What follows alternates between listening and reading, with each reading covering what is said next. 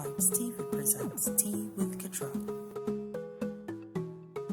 Every year for 3 years, I was practically pregnant, and I had 3 children. Tea with Katriel, a Heart Vibes Media production. The church should be a place where people feel safe, where people can come to and feel the love, be a part of a family, a community. When Meets Katriel, a wife, mother, entrepreneur, Christian, and music artist. Join Katriel on her new show, Tea with Katriel. Available now on Heart Vibes TV as she uses her voice to empower and enlighten you on sensitive issues we tend to ignore. Tea with Katriel, Wednesdays at 8:30 p.m. EST. Hello everybody, how are you? It's your girl Katriel. Welcome to this show called Tea with Katriel. This show we're going to be talking about a lot of major issues that is affecting individuals today, both in the church and outside of the church. And we're going to be talking about issues such as today we're talking about abortion. Oh my God, this is gonna be interesting. And with me today is Evangelist Victoria Okokuni. Thank you for coming. It's my pleasure. Thank you very much. And with me on my right is, my elder sister, Q Moves, Ninja Mom Life. Hey. So I am really excited to have both beautiful women here with me because they're both nurses, one being a woman of God and the other being a nurse and a mom blogger. So we're going to be talking today about abortion. I hope you're ready. Stay tuned. From politics to entertainment, we all have opinions on sensitive and important matters, some of which are controversial. We can all agree to disagree. At Heart Vibes Radio, we are bringing you your favorite major and independent artists, also creating a platform for those who want their voices heard. Heart Vibes Radio, creating change by experience.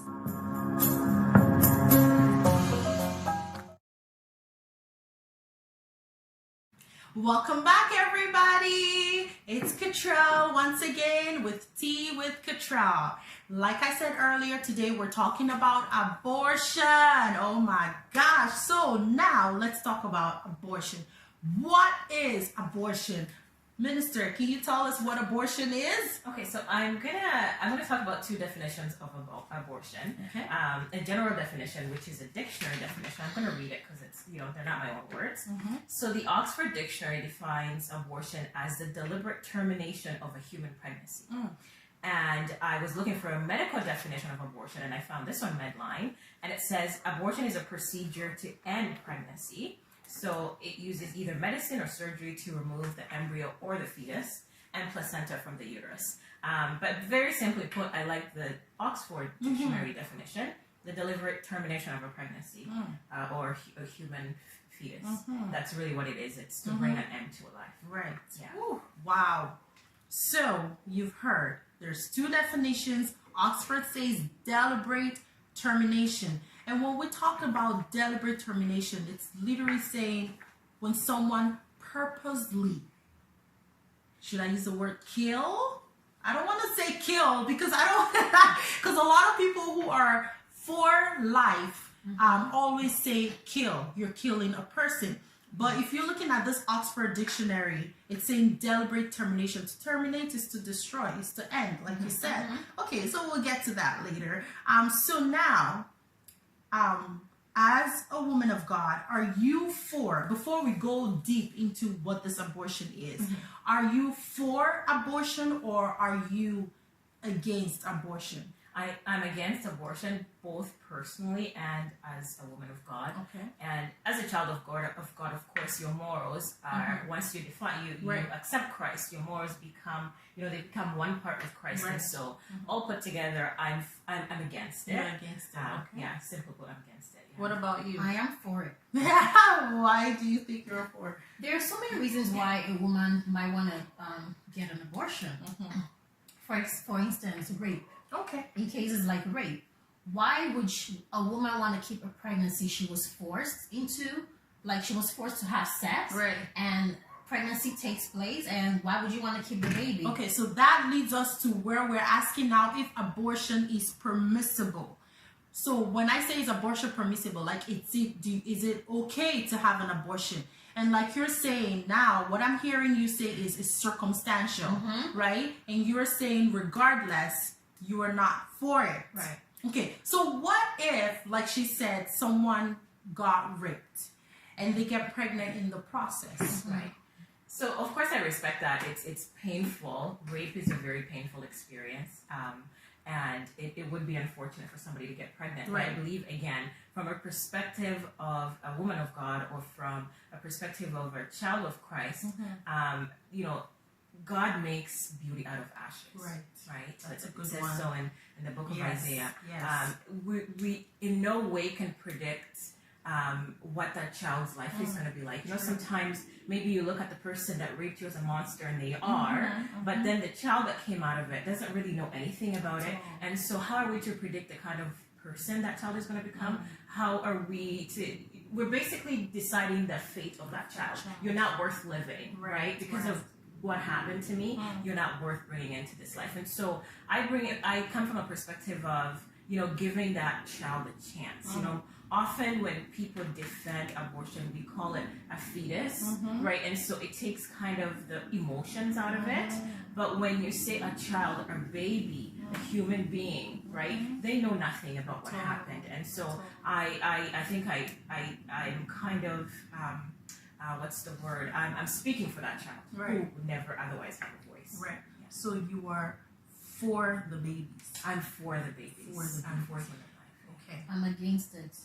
I'm still against, I'm still for an abortion because I believe most times when the father is a monster and you bring this child into the world, there is a possibility this child is going to end up being a monster too.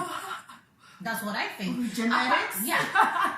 Well, it might not be medically correct, but there is a possibility. You know what I mean? Then again, let's talk about the woman, the person carrying this child. Okay? Can you just imagine living with this pain, this memory? Like this child will be a constant reminder of what you went through in that process. It's a constant reminder. But when the pregnancy is gone, you try to, you can't totally eliminate the experience from your memory, but it will not be as bad as carrying this fetus in your belly for the whole 9 months and bringing this child into the world. It's just a constant reminder. I just think it's not right. I think women should be able to terminate the pregnancy if in the circumstances like that. And again, for example, in marriages, or maybe you're dating someone and you get pregnant. That is another thing again. Maybe you're dating, you're not married now, and you get pregnant in that process. That's a different scenario. Right. So it's circumstantial. Yeah, I would say it's circumstantial. Because for you to have unprotected sex when you're not married, you should know that definitely you're gonna get pregnant. Yeah. So you should be ready for the circumstance. Like that's the circumstances. That's the whatever. Of getting the outcome of having unprotected sex. So you should keep that pregnancy. But if you decide not to keep it, that's your opinion. I'm not gonna judge you. But I'll rather keep such a pregnancy. But in cases of rape or when you're married and you already have the number of kids you want to have, and it happens accidentally, I don't see anything wrong with getting rid of the pregnancy. So you're saying if a husband and wife maybe found out that they were pregnant, they could make that decision together to abort, right? So what if in a situation where one partner is not okay with it and let's say the other partner, it could be the man who wants the abortion and the woman doesn't, or vice versa. What I want to go back a little bit when you talked about basically the trauma of being raped, and then you have a child and you look at the child and the child is a constant reminder. I think what you're saying is, and I think that's the battle that we have, everything is in our mind. Once we make up our mind to think a certain way, that's the way that we're going to think. And I just want to read that scripture that we often refer to, Romans 12:2. And I like the NIV that says, do not conform to the pattern of this world. Now, when you said that when a father is a monster, chances are the child is going to be a monster, that's the pattern of the world. That's the world way of thinking, because the world is predictable. Pattern is basically I can predict how things are going to go, right? And but once we come to Christ, now it says, but be transformed by renewing your mind. Then you will prove to test and approve what God's will is, His good and perfect will. So I think once you make up your mind to think a certain way, as a man thinketh in his mind, that's in his heart, that's how he is, right? So I think if you kind of transform the way that you think, and maybe not look at that child as a victim as well, because essentially that child is a victim. You're a victim as well, but so is the child. And so, like you said, the trauma is not going to go away, but you think the child is going to make it worse. But if you make up your mind not to blame the child, not to think of that child as, this is the reason that I'm feeling this way, this is the reason I'm feeling that way, then it changes things.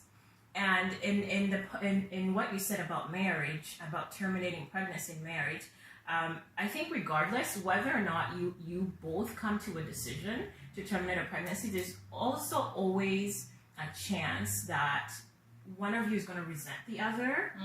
Maybe when you look at your children, you may wonder, what would that child's life be like? What would they look like? Or, 2 years ago, the child would have been 2. And so, why put yourself through that kind of thing? So that's how I want to look at it. And it's so interesting because when you talk about the resentment and all that, let me talk about marriage. In terms of like having that baby, I've heard of stories whereby, people actually like just ignore their partner and they go forward and have the child, and then it's a baby, right? You end up falling in love with that baby, right? And sometimes those kids end up being even the smartest or even the greatest or whatever. But that not being said, me personally, I feel like people should have the right to do, you know what I mean? Because for instance, let's say in a situation whereby, I don't know, a woman, I know of somebody who got pregnant in a marriage and they told her to abort. Society Today's Show, presented by Hard Vibes TV. Deep-seated prejudice as a result of historical things or for whatever reason, and until we realize that we can't keep going back to the things if we want to make progress. Society Today's Show. And we all have to work together as one. A Hard Vibes Media production, bringing communities together, discussing real issues with real people in today's world. Will of God be done. Of course, work together with your doctors. I'm a nurse. I understand those. I understand that's important. Take the advice of your doctors. Prayerfully make a decision. But I think at the end of the day, if you're told that your child's not going to live, then okay, if it's God's will for your child not to live, then they will die anyways. Either way, they'll die. But it won't be on your conscience that I ended the life of the child. Because, again, we're human beings. Our reasoning only goes to a certain extent. Even though maybe I had no power to keep that child safe, but then I made the decision to end the life of that child, it's always going to be on my conscience that I did it. So with people who make the argument that it's really not the baby or the fetus is not a person until a particular stage. So how would we, right? Because correct me if I'm wrong, it's an embryo, right? That it starts maturing into. So I guess you're saying regardless, it's still not okay. I say regardless, it's still not okay, because once there's a heartbeat, there's a life. Right? When your heart stops beating, then you're dead. Right? Once you go have your ultrasound and there's a heartbeat there, then there's a life. So in my opinion, that's when the life starts. And you? I'm still for it. You're still for I'm still for it, because there are instances where, yes, you're going to bring the child into the world and this child is on life support, your life is gone, everything is put on hold, and you're stressed, you're depressed, you're trying to bring this child back to life, and eventually the child is gonna die either way. So I feel, what's the point of bringing this child to the world to suffer? That's like suffering. I see that as punishment. Like, why would you want to bring this child to the world when the doctors already warned you? They give you a warning that this child is deformed, he's gonna have medical problems, maybe 0 chance of living, and then they put the child on life support, and the child is suffering. Like, why? I think let it go. For me, honestly, it comes down to, because, we live by faith. As we walk with God, we live by faith. And there's certain principles we have to live by. The 6th commandment is do not kill, right? We just, first and foremost, that's what it is. I do acknowledge it is traumatizing. I do understand all those things, but at the end of the day, it comes down to, I don't have anybody's life in my hands. No matter how, regardless, I'm going to be traumatized. Regardless, I'm going to be depressed. The only difference between the depression that I'm going to face, if maybe I let go of the child, maybe the physical part of watching the child suffer is gone. But again, when that child is gone, I'm still depressed in that I had a human being in me, and that human being did not live. And so, no matter what my thoughts would be in my skin, in my feelings, in my human way, it would still come down to the commandments say, do not kill. And if I deliberately end a life, I have killed. Yeah, and that's, So going back to the Church of God and its effect on women who, let's say, maybe there are women who do not want to have an abortion, or there are women who want to have an abortion, okay? Let me just put it this way. In the Church of God, how should we address these issues? Because I think most of the reason why I want to focus on the young ladies who maybe they're not ready to have babies, and then they, even though they want to have the baby, they just still decide to have an abortion because of that judgment of coming to church with a big stomach and their peers getting bullied. You know what I mean? And getting talked about behind their back or in front of them. How do we address this issue? Yes, we will be talking later on sometime in the show about contraception, about abstinence and all that stuff. But for now, like when you're already at that point where you had unprotected sex and then you got pregnant, right? Should the church be judgmental to these people? They have no rights to be judgmental. Okay. They have no right. Well, they are very judgmental. I go to church, and that's, maybe this is another topic entirely, but one of the reasons why I just can't stay in one church is because of judgment. Churches are so not receptive of their members. Like, you see a new believer, they come to church, or even someone that has been in church for a long time, yes, they get pregnant, yes. Don't judge them, don't drive them away. You don't believe in abortion, you don't want them to have abortion, then embrace them. So at least they can keep it if they want to keep it. And if they know they have a lot of support, right? Because the church is supposed to be a community, right? The church is not meant for just holy people. It's meant for sinners, right? But what do we do when sinners come to church and they get judged and then they run away from church? Do you understand? Like, because of issues like this, sensitive issues like this. Yeah. I do agree with you. There should not be any judgment. Christ did not die for the righteous. He died for the unrighteous. And none of us have righteous in our own, in our own doing, by our own wisdom. And none of us is perfect. None of us is holy by any means. And so, especially women, the Bible instructs in the Titus chapter 2, older women to not be slanderous. And when you judge someone and when you speak against someone, that's essentially what you're doing. And we're also called, the Apostle Paul called us to encourage those with weaker faith, Today about abortion. Stay tuned.